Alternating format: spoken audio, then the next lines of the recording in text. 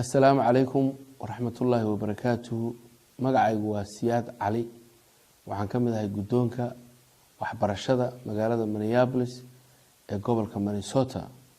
وحا شرف ويني أمانت إن هلكن كسلامو ولا الله الصوماليات يكونوا لدلك إنجليزكا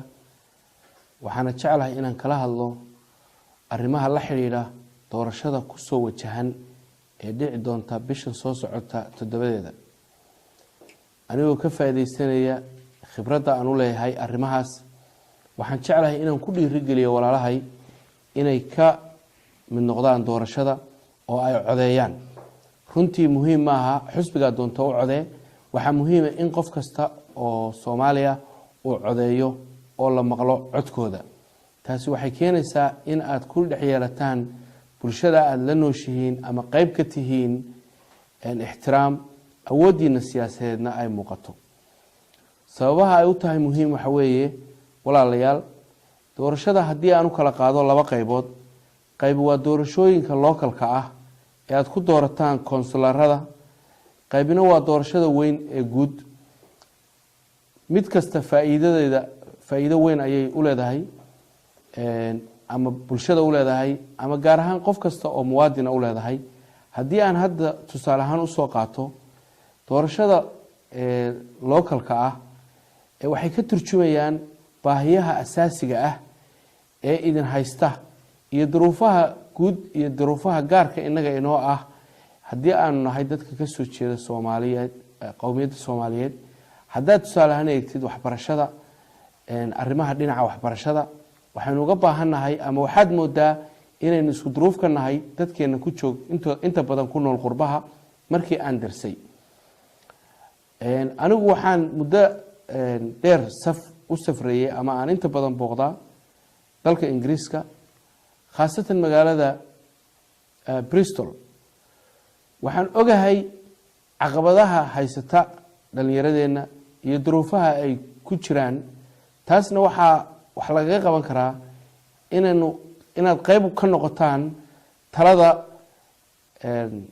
magaalada Minneapolis khaasatan dhinaca waxbarashada iyo golaha deegaanka waxaan qof kasta oo Soomaaliya ku dhiirigelinayaa in uu fadhiga ka kaco oo codeeyo isla marhaantaana way ka sii fiican tahay haddii aad u codeysaan qof Soomaali ah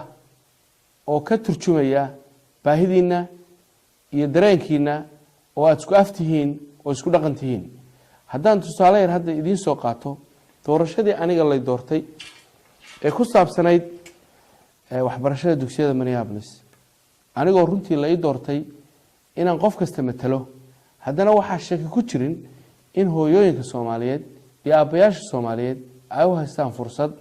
dheeraad ah oo ah markasta oo ay ii baahdaan inay arkayaan ama masaajidkii igu arkayaan ama goobihii kale aan isku arkayno aniguna marnaba kama bakhaylayo inaan su'aalahooda uga jawaabo waayo isku dan baan nahay isku dareen baan nahay haddii aan u soo gudbo dhinaca doorashada guud ee lagu doorto mudanayaasha ka qayb galaya baarlamaanka dalka Ingiriiska ama lagu doorto ra'iisul wasaaraha waxaan shaki ku jirin haddii dadka Soomaaliyeed ee ku nool waddanka Ingiriiska guud ahaan ay u midoobaan inay codeeyaan xusbiga ay doonaan ba ha codeeyaan khasabna maaha runtii in dadka oo dhami ay hal xusbi u wada codeeyaan laakiin taasi waxay muujinaysaa in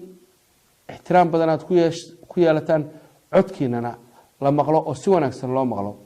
haddaan walaalayaal waddankaad joogtaan tusaale yar u soo qaato qowmiyadaha ka yimi dalka India ama ka yimi koonfurta Asia sida Pakistan oo kale ama Bangladeshiinta waxaan shaki ku jirin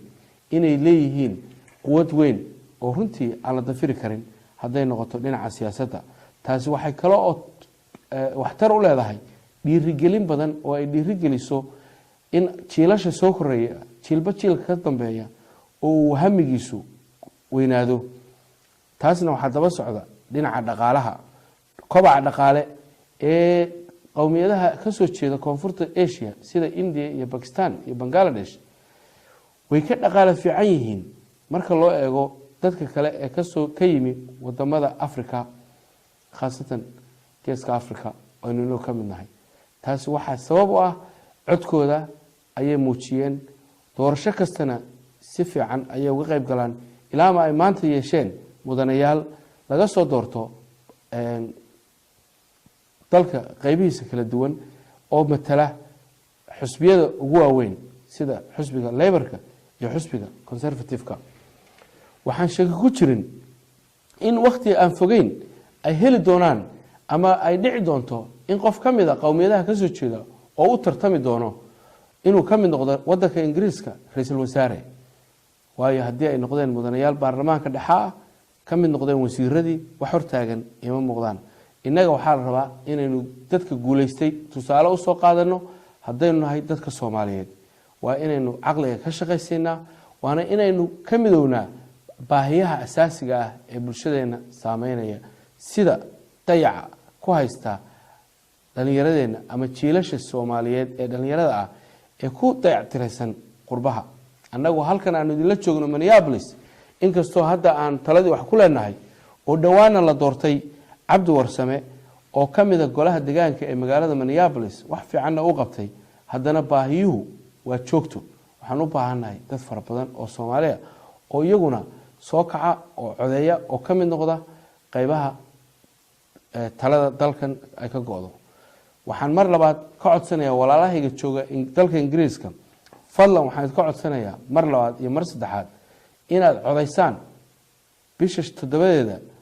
xusbigaad rabtid u codeey. laakiin waxaa muhiim ah in aad marka aad codeynaysid aad waxyaabaha asaasiga inoo ah ama idin ah khaasatan aad ka fikirtid sida waxbarashada, guryaha, hadday noqoto shaqooyinka iyo immigrationka. sida la socotay dadkeeni qaar badan oo inaga faamiliyadeenna ka mid ah waxay rabaan inay waddanka yimaadaan. taasina waxa weeye waa inaad siyaasaddaasna ay ka mid noqotaa waxyaabaha aad ku gorgortamaysaan. waan idin mahadnaqayaa walaalayaal, waxaan leeyahay guuleysta. laakiin waa muhiim Soomaalida ku nool waddanka Ingiriiska inay soo baxaan oo ay codeeyaan bisha May 7. waana in aanu ku farxnaa inaad soo hoysaan guulo waaweyn oo marnaba aan la oran Soomaalidu waxa weeye waa dadaan codeyn. waad mahadsantihiin. waxaan idinkaga tegayaa amaano Allah iyo amaano Rasuul. السلام عليكم ورحمة الله وبركاته.